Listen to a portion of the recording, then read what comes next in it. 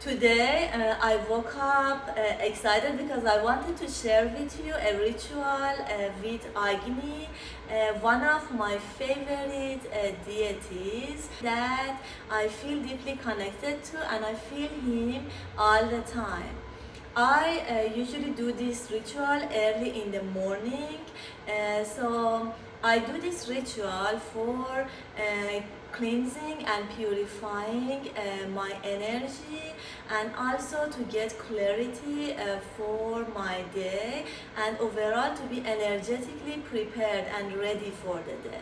So whenever I want to let go of whatever I don't need, and I want to start my day with a fresh energy, and sometimes I do it at night. I do it at night when I want to clean my bedroom's energy so I can get a very restful and good night's sleep. Agni actually means fire in Sanskrit. It is one of the most ancient sacred energies that the very early civilizations on earth honored, and they kept it very close to their heart because it was the center of everything, the center of their life, the center of their rituals, the center of their homes. Agni comes from the old Proto-Indo-Iranian people. So later on, when they split into two groups, Indo-Aryans who moved to India, they called this sacred energy Agni, and old Persians or Zoroastrians, they called the same sacred energy Etar. So fire symbolically is the first element that created our universe. So the first spark that created our soul is fire. We all have fire inside us. So we all have our inner fire. We have our life force, so an aspect of life force, yang energy is fire, and our passion, our motivation, our energy, they are all related to fire element. So how Agni's energy can help us? So when we do a ritual with Agni, or when we connect and embody this energy, how it can help us? So the first thing is purification. So fire has the purification effect, as you know. So even the physical fire, of course, when it burns everything, and it would cleanse and purify. So the same way it can purify the stagnant energy, heavy energy. So for example, in the morning, sometimes when I get up, I might have had a bad dream, so I might feel some heavy energy, something that I don't want to carry during the day. So I will do a ritual with Agni, so my energy would feel very clean and purified before I start my day. The second quality of fire is the quality of illumination. So as you know, when, for example, we have light and fire in the darkness, we can see things around clearly, right? The things that we could not see, light would illuminate. So the same way, fire and Agni can help us to see beyond illusion, to see, for example, our truth clearly, to see things that is not clear for us with a sharp mind. Agni has 3 heads, and one of his heads is an eagle head, and the reason for that, because that's the sharp quality of fire and Agni. So when we work with this energy, when we increase our inner fire, we can see things with details, with clarity. We can, for example, see our purpose, anything that we want to see and find out about ourselves. So the third quality that Agni or fire has is the transformation quality. So again, as the physical fire, real fire, whatever it touches, it would transform, right? So any material in the fire would transform into something else, like wood would transform into ash. So the same way, it has that transformative quality in the energetic level. So when we want, for example, to get rid of any old patterns, or we want to get rid of any emotional blocks, or get rid of any limiting beliefs, we can work with this energy, do a ritual with Agni.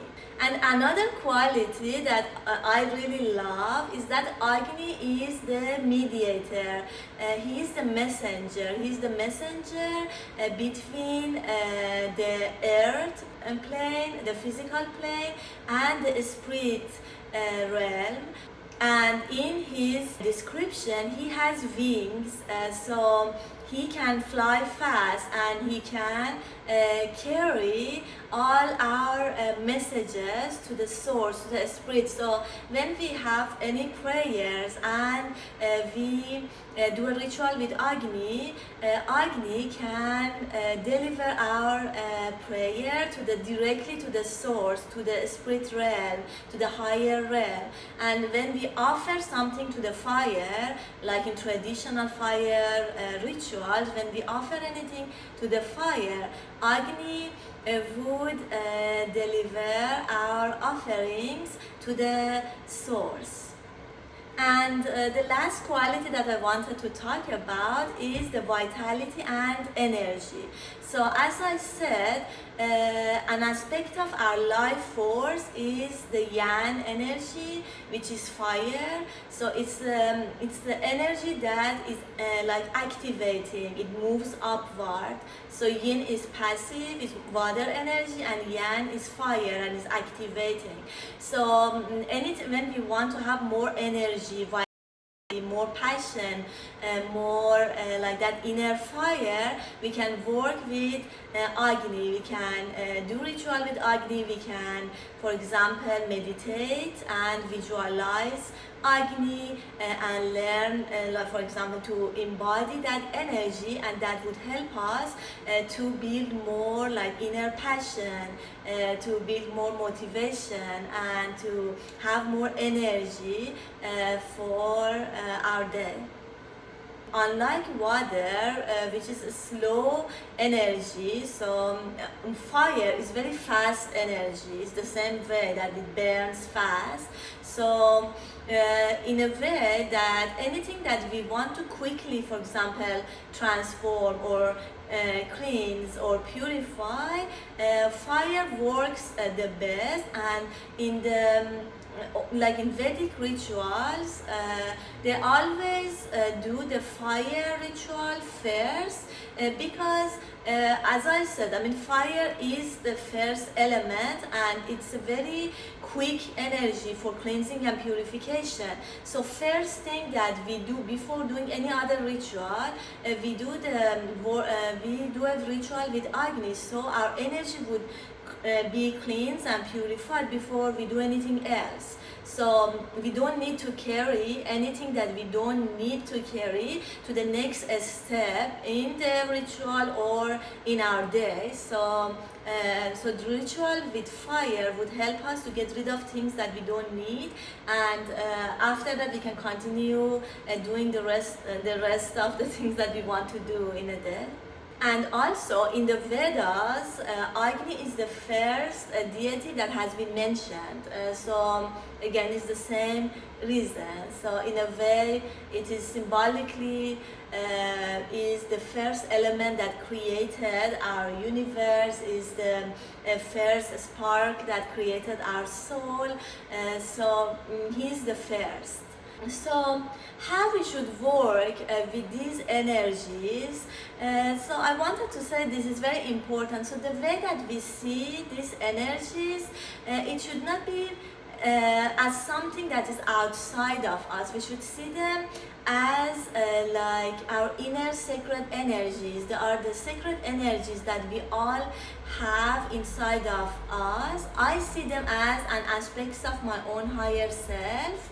And as you may know, throughout history, people have created like the images of like these deities through painting, statues and symbols. And I think the reason that they created these images, it was because they wanted us to relate to these energies at a human level, right? So in a way, to see ourselves in them and to see them in ourselves. So in a way, they reflect back to us our own sacred energies, our own divine energy, our own potential.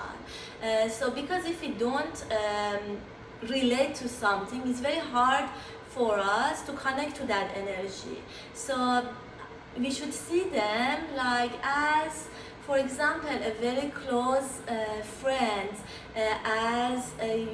as our beloved people who we dearly love, truly love, genuinely love, and people who we are devoted to, the people that we really care for. So that is the way that I see this energy. So for example, I see them as my own soulmates. You know, how would I be in front of my soulmate? I would feel that I can be myself in front of them. So I would feel that I am loved, I am seen, and all aspects of me is seen and loved, and I can be fully myself.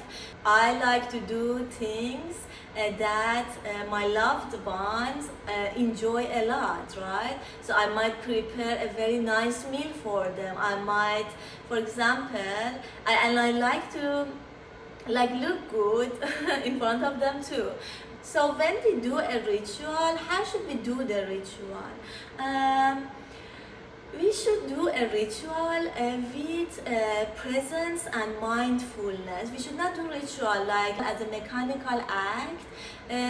So we should mean what we say. We should feel all of our words and actions. So with mindfulness, I mean, for example, when I am saging the space, or I am like preparing something for the ritual, I need to observe that act and to be in that moment. So observation would help us to be in the present moment. For example, pay attention to the movement of your hand. Pay attention to how the sage is burning and the smoke moving in the air, right? And pay attention to the scent, like to the smell, and how you are feeling while you are doing that, and how the space would feel like while you are doing that. Do you feel any change?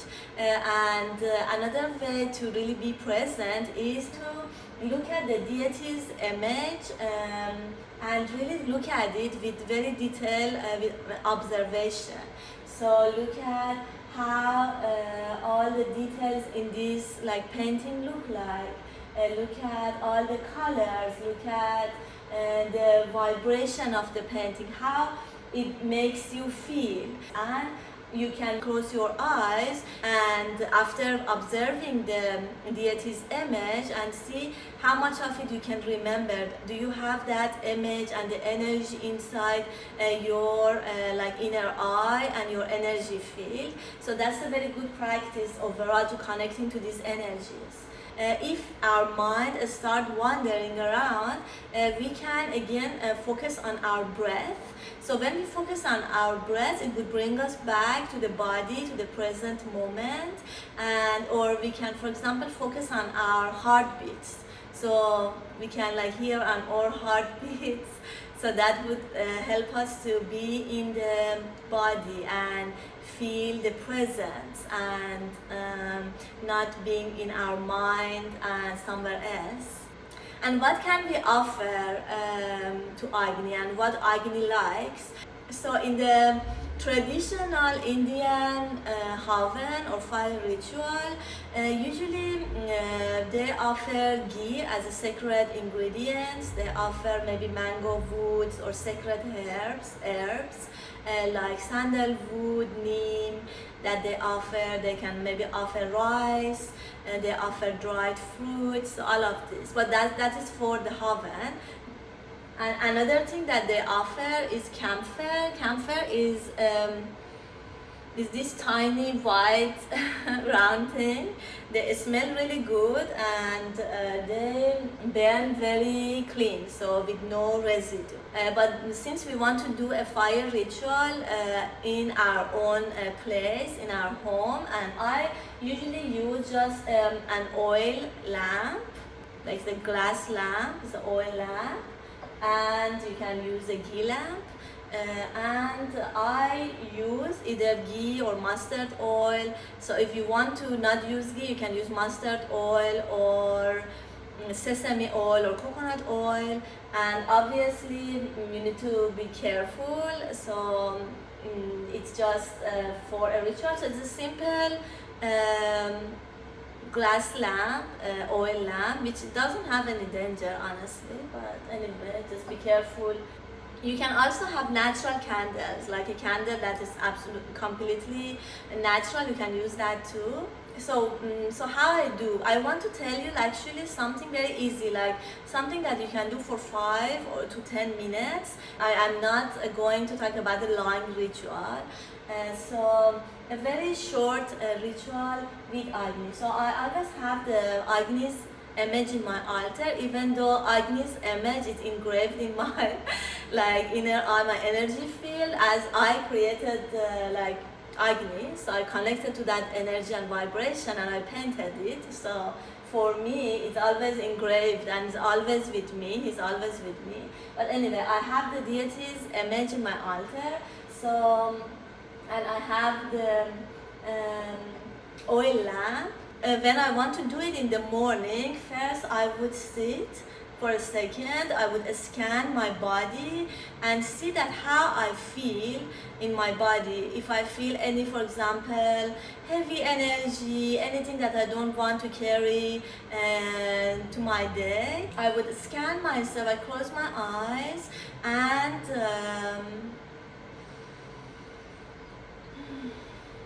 and I would know that what is the intention. Do I want to cleanse something specific? Do I want to work on something, transforming on something specific? Or no, overall, I just want to cleanse and purify and be ready for the day. After that, I will turn on the candle. Okay. I will turn on the candle, and for a second or maybe for a minute, I just look at like the flame. So the flame is very beautiful. This is the sacred fire, the sacred flame, and I just look at it, and in a way I absorb this energy to my body. I absorb it into my body. I absorb this purifying energy into my body. I absorb it in.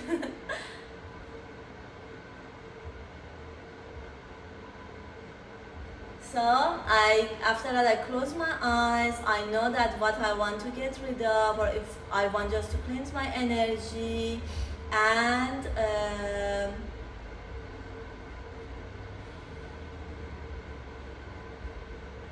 I either imagine this fire energy that is moving through my energy field, through all my like chakras or my body, my energy channel, and cleansing anything that I don't need anymore. So I feel that the energy is, my energy is cleansing and purifying, right?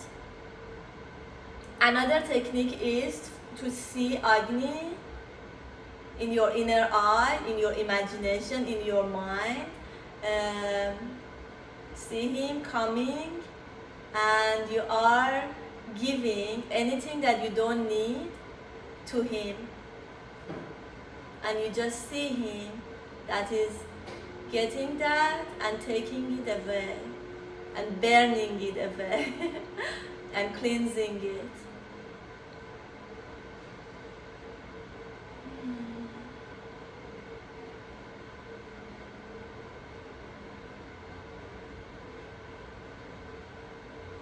And while you are doing that, focus on your breath for a minute and feel your body and just feel this fire, this flame, and its cleansing quality that is cleansing and purifying you. And after that, you can thank Agni for helping to cleanse your energy. So before, in another video, I explained that I usually have all the elements in my altar, like maybe a bell for the sound. It's like the ether element. I have, for example, incense or sage, that as the smoke is like the air element. I have the fire element, like a candle or oil lamp. And I have some water in a bowl, a clay bowl, and sometimes I have some flowers or fruits as the earth element, that you can have those in your altar as well.